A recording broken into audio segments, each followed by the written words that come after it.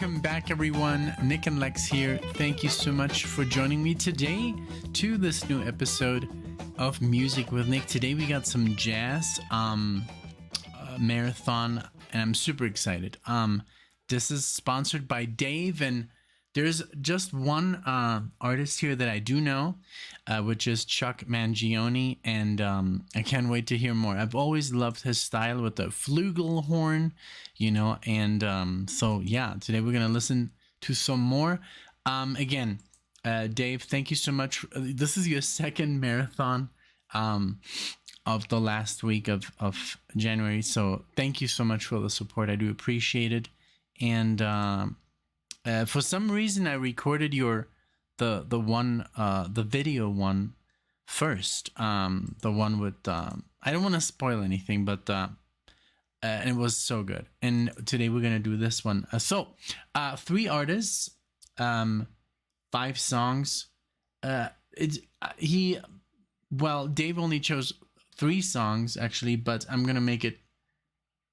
Well, there's one song that's 2 parts, so that's one song, and then there's one song by Chuck, and then by Lalo Schifrin. So let's go through the list. Let's just go through the list, and then let's enjoy some jazz. So we're gonna start it off with John Klemmer from the album Waterfalls. We're gonna do Utopia, Man's Dream Part 1 and 2.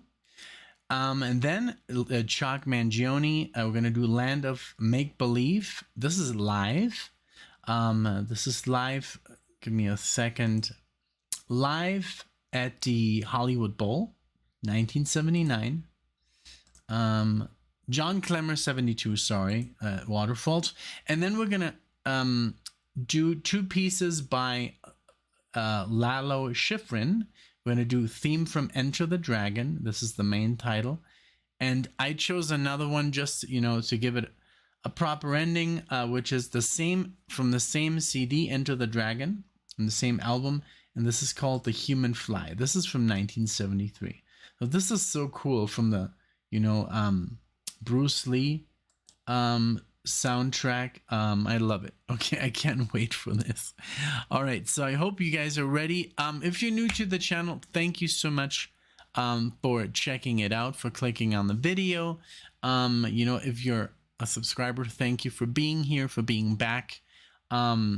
We've had a hell of a week. Really cool, really great reactions I did with Alexia, by myself, and just discovering a lot of great music. So today's not going to be different. So let's just start it off with this epic track of almost 9 minutes, and then which it flows into a second part, which is 4 minutes. So this is almost like a, I would say 12 or 13 minute epic, Utopia, Man's Dream.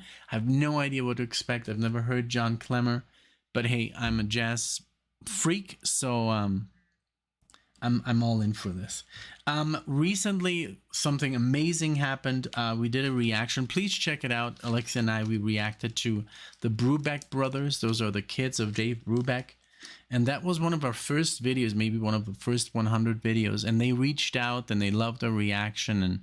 And can you imagine that? I mean, Dave Brubeck's kids reaching out. They're all now obviously in their 50s, and I don't know if in their 60s, but they're they're a bit older, and but it's what an honor, because they're obviously also top musicians.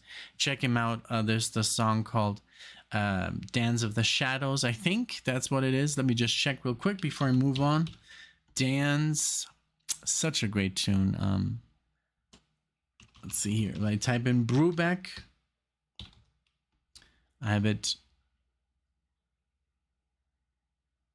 Okay, this is called. Okay, it's called Brubeck Brothers Quartet, Dance of the Shadows, and this was literally Alexia and I when in the first couple of videos, and they watched it, they loved it, and it's such a cool tune. Please check it out. I hope one day, Chuck, gives me a leaves a comment or something. But Let's see here.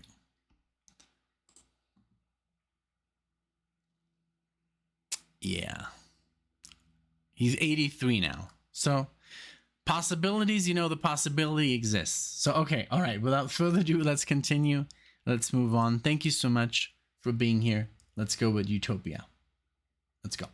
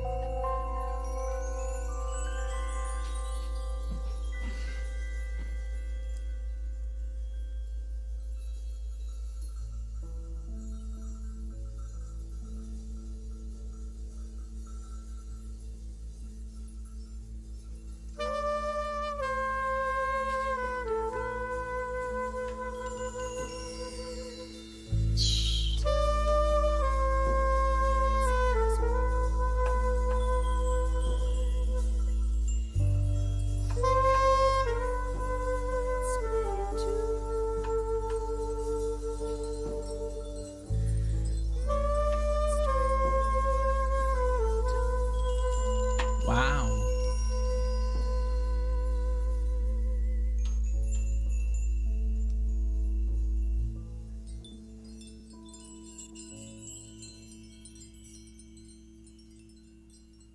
Beautiful, like singing with the sax.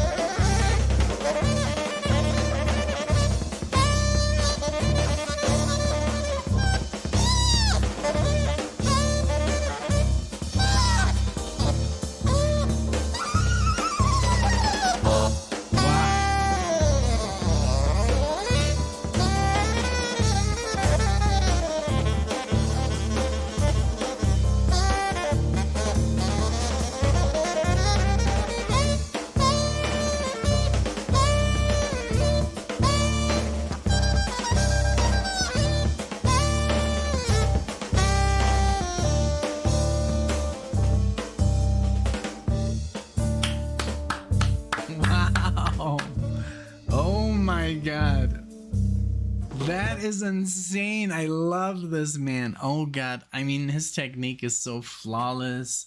I love the legato feel, you know. And I love the scales that he's using, like, you know, that you know, there's a lot to be said about speed, you know, whether it's guitar or sax or the trumpet or the piano. But when it gets really fast, but if it's clear and if you can hear each note, then it's just wonderful. It's just a wonderful emotion. And to be able to still make sense and, you know, be thoughtful in your playing, and because everything he's doing, you know, is improv, but it's still like, it's not just mindless noodling. For me, not, you know, maybe some other people might find this, you know, too fast or too, but if you listen to the scales and the arpeggios that he's playing, you know, they do make sense, you know. It is not just like, it's so fantastic. I don't want it to end, like, literally. I'm like, why is this only 9 minutes, you know? A beautiful beginning, like the you know, with we have here Diane Lee doing the vocals, and John Klemmer on the tenor sax, and I think, I don't know if he switched to the soprano after that, but also the bass, the drums, the percussion here. We have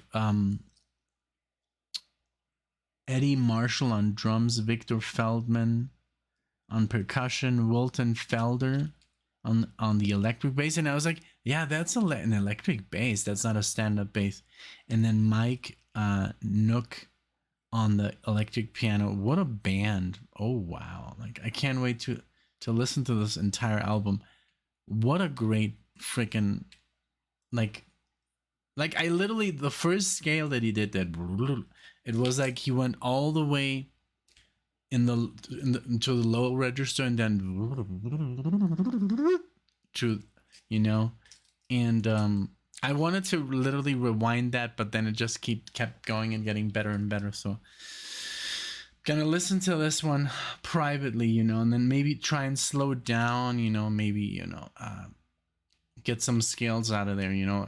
There's really cool guitar teachers who on it's called, here I have it installed, it's like a school, and it's called True Fire, and there's one guitar player, I don't know his name right now, but he basically teaches you the most impressive, like, saxophone licks for guitars, so that's kind of cool.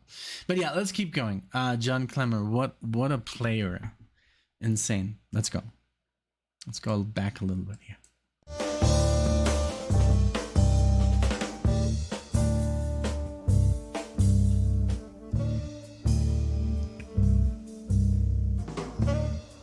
Okay.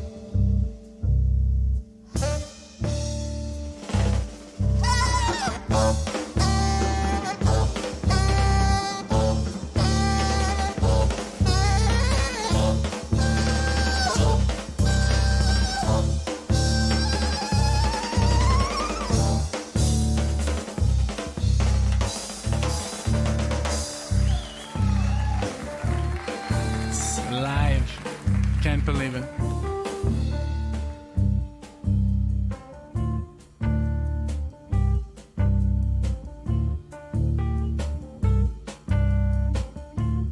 It didn't sound like a live performance. I mean, yes, there was some, I thought it was just in the studio live, but with an audience, that's crazy. I love it. And we have reacted to John Klemmer before, but like I said, this is one of our first videos. This is like the first 100 videos. I just see it by the haircuts and by the room, you know, there's nothing behind us. There's like, you know, so we reacted to Brasilia, which was a request. So wow, that was a long time ago, like 2 years ago. So I didn't remember the name.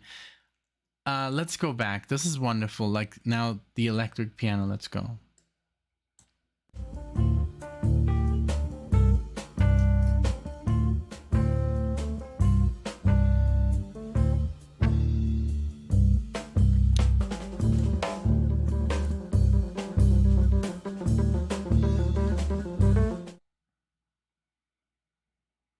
Okay, what happened?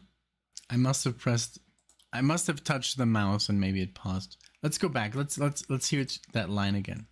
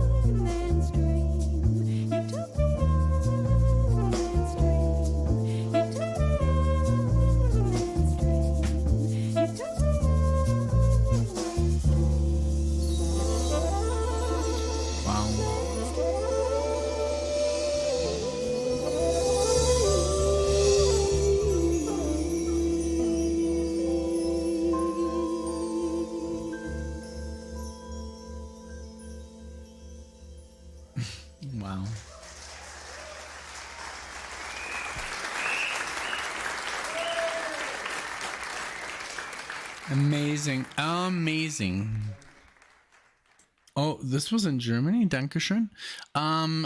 It says here, so John Klemmer was also very strongly inspired by Coltrane.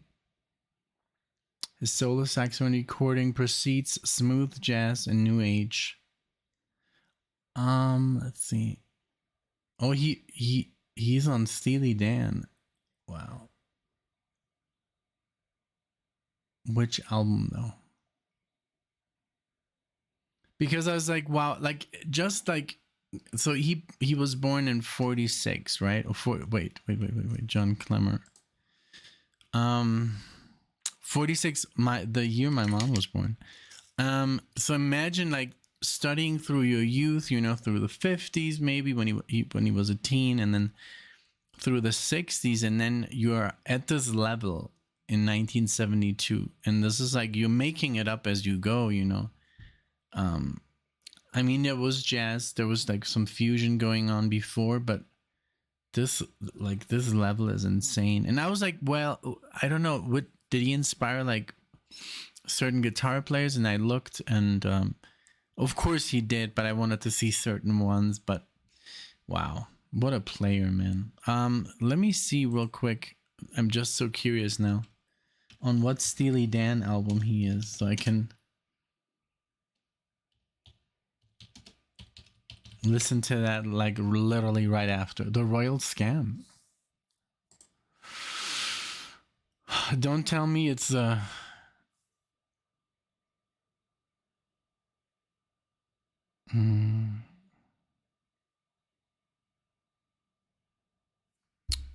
see. Control F.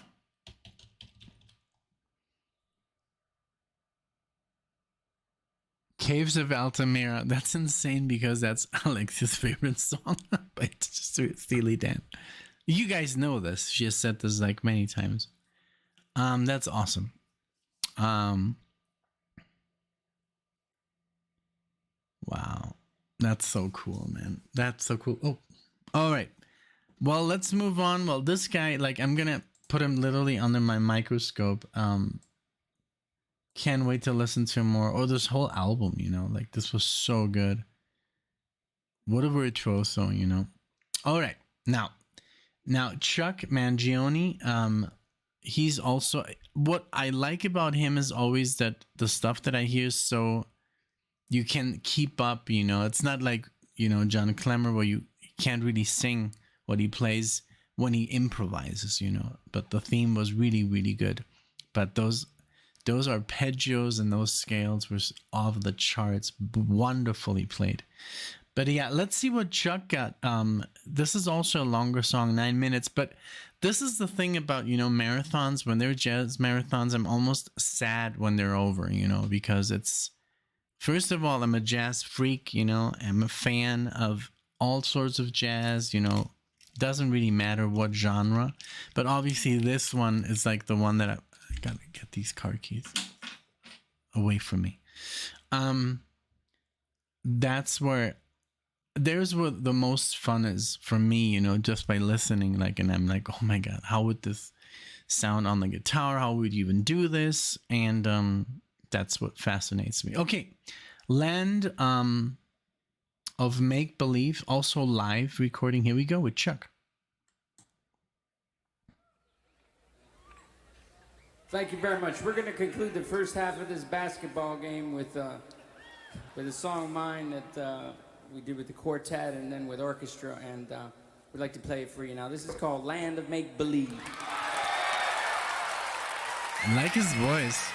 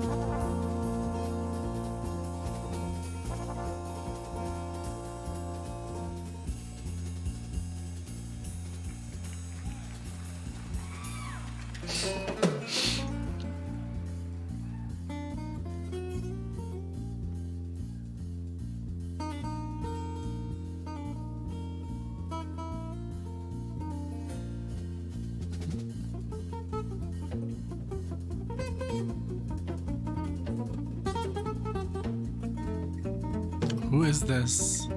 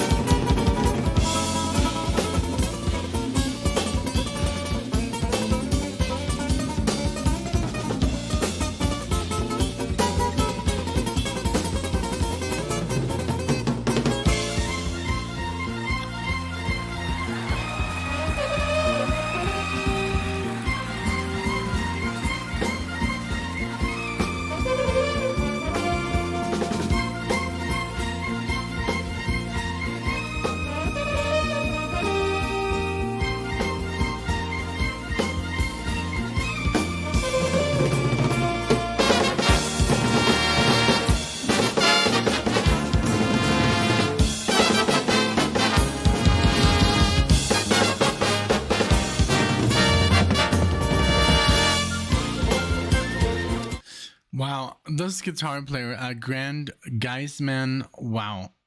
This whole album, you know, is insane. It was nominated for a Grammy for Best Pop Instrumental Performance. Pop. That's crazy. I guess they had to call it something. But wow, An Evening of Magic, live at the Hollywood Bowl. Crazy good, you know.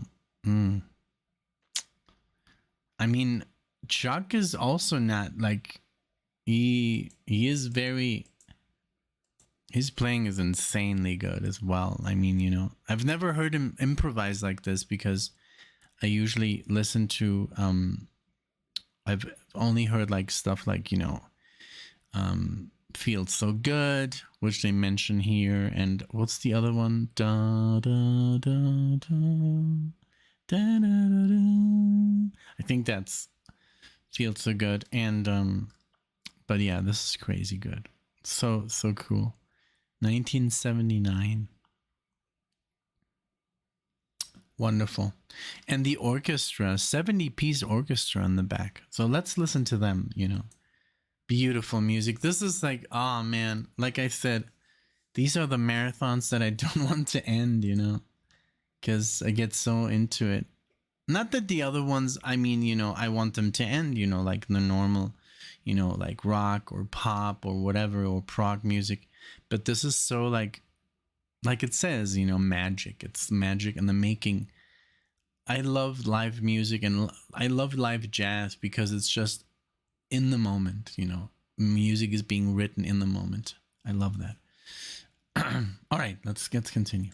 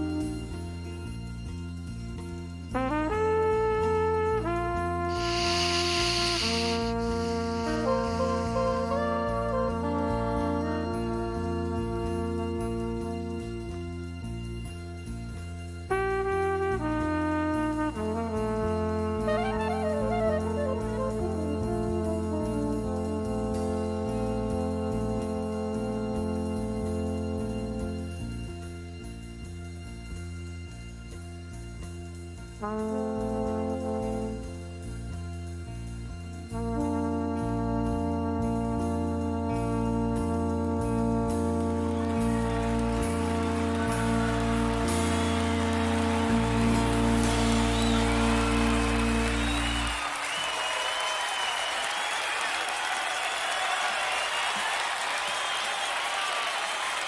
Chris Vidal over there. Charles Meeks on the bass. James Bradley Jr. on drums. Grant Geisman on guitar. Orchestra. Thank you very much. We'll be back in a few minutes.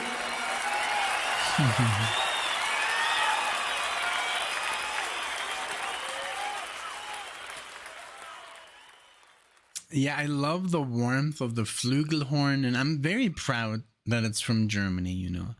Early 19th century, flugelhorn and B flat, you know, like almost like all the trumpets and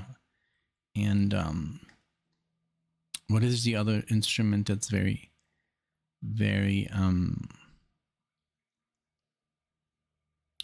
so it's the cornet. Yeah, it looks like a cornet, but it doesn't have, it's like it has, well, it does, you know, I don't know, but I love, you know, the warm tone of this instrument, you know, because it does sound very different than a cornet or a trumpet. Flugelhorn, flügel means wing and horn means horn. So, yeah, that's kind of cool. It's the same. There's so many words in German that are similar to English. That's what Alexia always says, you know. That's why that's the main reason for her, that she's like, well, you know, it's not that difficult, you know, to learn because it's so similar. And I'm like, yeah, it is. It is, you know, there's similarities. Wow. All right. Oh, so this was just a beautiful tune. Beautiful tune. That I never heard. Wonderful. Thank you again, Dave. I feel it's like dark in here. I don't know why. But maybe just for me, you know. This is all artificial light, I guess. So maybe it's like, maybe this light over there needs to be a little bit brighter. I don't know. You know, maybe not. Okay. Now, Schifrin, Lalo, or Lalo. Well, it's Lalo. Lalo is like a typical Spanish name. Lalo. It comes from, I think, from Eduardo. They call him Lalo. Is that true? I think it's true. Eduardo's or Lalo's. Let me see. Let me check it out for you guys. Lalo.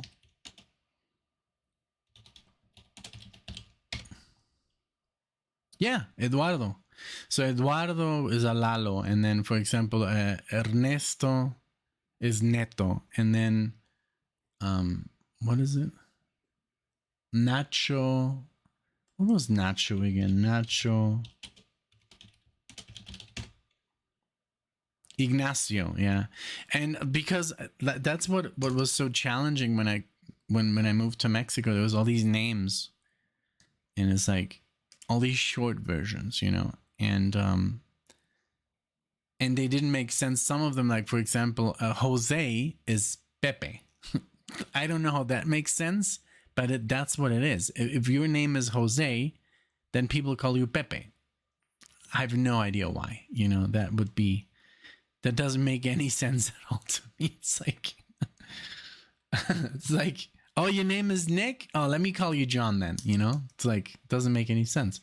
But yeah. So there's, you know, these funny things, you know, in Latin culture, you know, that don't make a lot of sense. And what I love about Latin culture in general, it's like pretty much, you know, after the US comes Mexico, and then all the countries speak Spanish, right? But under, you know, the US, Mexico, and then Belize, and then you know, Colombia and, you know, Venezuela and Argentina. The only one, Brazil, is Portuguese. But even that is so different. We have friends here from Colombia, from Venezuela, from, you know, countries, and they all view Mexico as like this. Oh, this is where all the telenovelas are from, and we all know Spanish from Mexico because it's on TV. It's so funny. We're like, wow, but they speak different words that mean different things to us. For example, that we speak Spanish from Mexico, so some words that we say don't make any sense to them, and vice versa. So it's also completely different. I love it, you know, like it's so different. Everything, the food is different. It's so crazy, you know, and it's so much fun to talk to other people, and they have different accents. I know this is the case in every country, even in Germany. If you go to Germany, if you go to Munich, and then you go to Berlin, you might have a hard time understanding the people in Berlin. And then if you go to Frankfurt, or you know, there's so many. It varies so much. I mean, in Germany, at least it's the same words, but there's also these dialects. For example, I speak, if I want to, you know, this is not an official language, but you can speak Bavarian, and it's very, very different from just normal German that you learn in school, and that the one that they talk in, you know, on the news. Let's say the news guy has the best accent, right? Well, yeah, but there's also this other German, Bavarian, or I think every like state in Germany has their different slang and words, and you would have a hard time, you know. I mean, you know, it's the same here in the States, or I think in any country. I love that, you know. I love that, the fact that we all kind of like have different words and different slangs, and, you know, a guy from Florida might have some trouble, you know, understanding a guy from Boston, you know, or, you know, yeah. I mean, there's like, you know, states where it's pretty clear, but then there's states where it gets very, you know, slangy, and, you know, I love that. I love that whole thing. Okay, moving on. I'm talking way too much. This is Lalo, just because of the word Lalo, the name Lalo. Lalo Schifrin. This is theme from Enter the Dragon. Oh my God, I love that movie. I don't know if you sent it, Dave, but somebody sent us the Enter the Dragon DVD, and I love that movie. I love Bruce Lee. I love martial arts. And let's go for it. Here we go.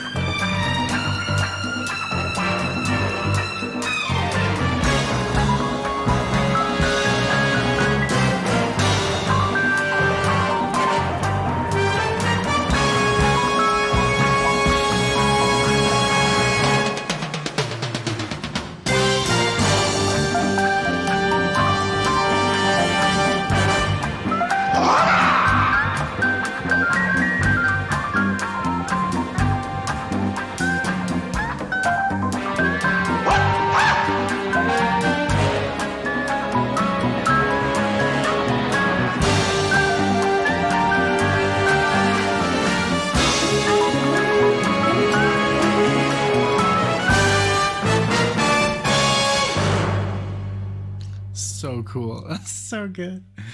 I love how in the 70s, you know, like this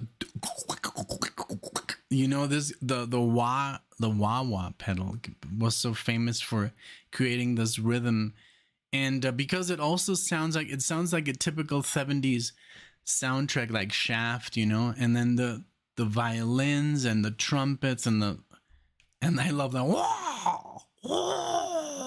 You know, I love that. As a kid, I was so obsessed, and I went to every school that I would go to. I took judo, I took karate, I took taekwondo, I did hapkido, and it's so much fun, you know. And there was suddenly like a time in my life where I couldn't do that anymore, you know. But yeah, it has helped me once or twice, you know.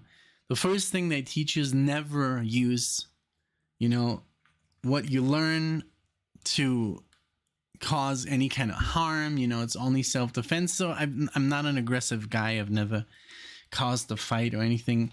But I've been able to defend myself, you know, just with all the stuff that I learned as a kid, and I'm happy I did, you know. But it was just like because I was so obsessed with, not really Bruce Lee. Bruce Lee was a little bit before my time, but like Van Damme, oh my God.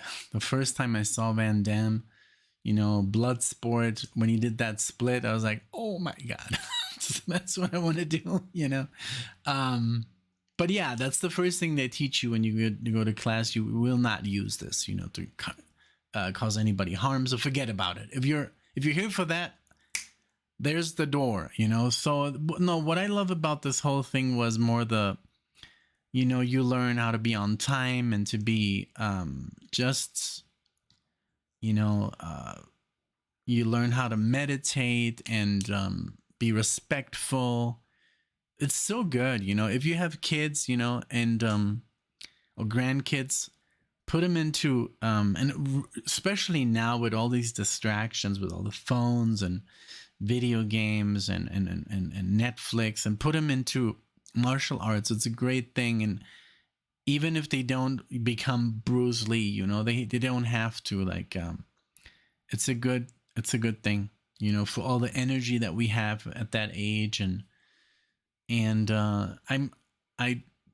I was a very calm kid because of that, because I had an outlet where I could, like, you know, scream and run and jump and kick and roundhouse, you know, the punching bags and tournaments. And I was always very competitive, and it was always so much fun. So this brings me back, you know.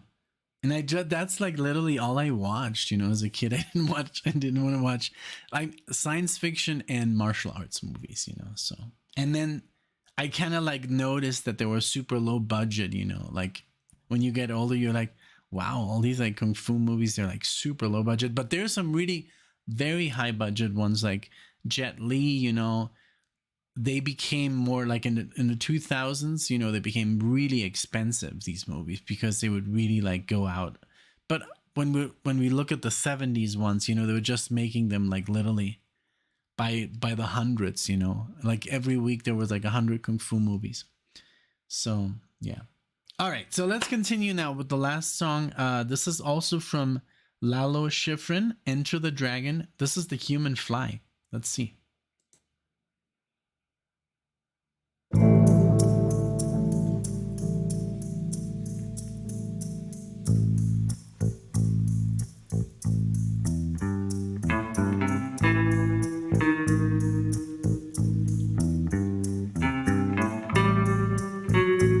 Nice, like a James Bond kind of like.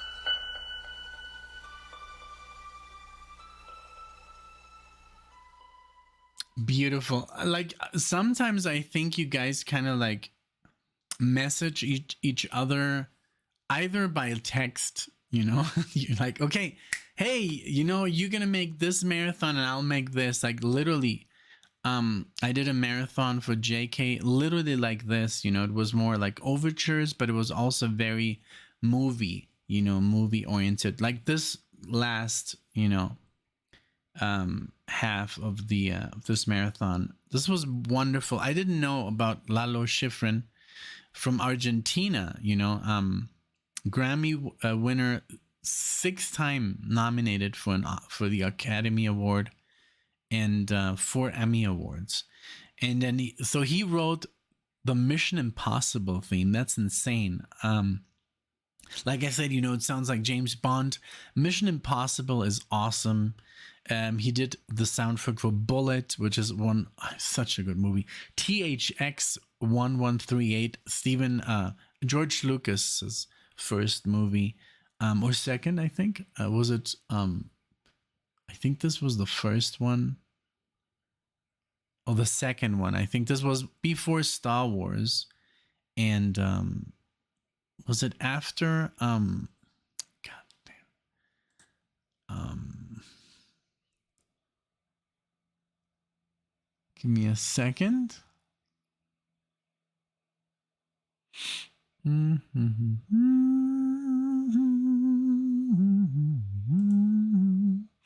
George Lucas. Wow, I can't believe George Lucas, like, they played him so dirty in the end, you know. So this was his first movie, THX 1138. American Graffiti came after, and then episode 4, he directed the first one. Then in the second one, Lawrence Kasdan? And then the third one, I don't even remember the name. And episode 6 is Return of the Jedi is one of my favorite movies, even though it has the Ewoks. But, you know, Empire Strikes Back is the best. And then he directed episode 1, 2, 3. But that's it. So he has only 1, 2, 3, 4, 5, 6 movies. That's crazy. And he's a billionaire. But I mean, with the first one, you know, he basically said, yeah, I'm gonna, like, you know, pay this myself, and nobody believes in me. Everybody thinks I'm crazy, and I'm making like this horrible, like, corny sci-fi, and I'm gonna get all the rights to the toys and merchandise. Oh, sure, yeah, take it. And that's so smart. But what I'm just like so upset about now, that the state of Star Wars, it's unbearable to watch now, you know, unfortunately. But we're going to talk about that later, once we do, because now we're going to do all the Disney movies. We watched Snow White. Amazing, like amazing. That review is already ready. We're just working on a little bit of editing because that's a little bit different video. But we're going to try and watch all 61 main Disney movies, just the cartoons, not the remakes. And not the movies. Like, we're gonna get into that later, like Black Hole, and, you know, the actual like movies by Disney in the 70s and 80s and stuff. But I want to rewatch like Star Wars with Alexia and talk about it, like episode 4, 5, 6, 1, 2, 3, and then maybe do 7, 8, 9. But I don't know, they're just not good, you know. And I'm a Star Wars freak. They were just like not, you know, there's no love. There's just, it's full of like nonsense, you know. It's like it doesn't make any sense, and it disrespects the old characters. And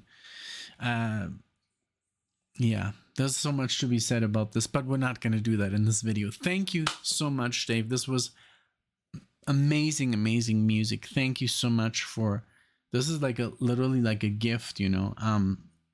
So thank you for making me, you know, react to these masters, literally, you know. John Klemmer was just out of this world displaying, reminded me literally like of Coltrane and people, you know, who are just like beyond, you know.